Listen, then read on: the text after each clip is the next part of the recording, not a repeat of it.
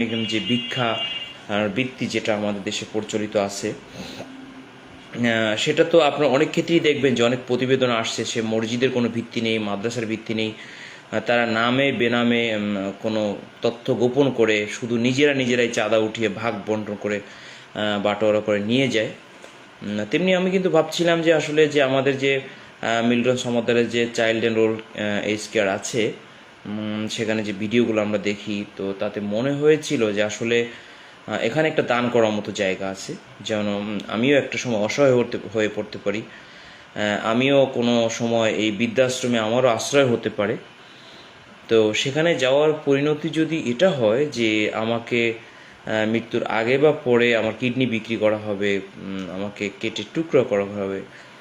আমাকে নিয়ে কেউ ব্যবসা করবে, তবে তো সেটা হবে আসলে খুবই দুঃখজনক। এবং এটা সারা দেশের মানুষকে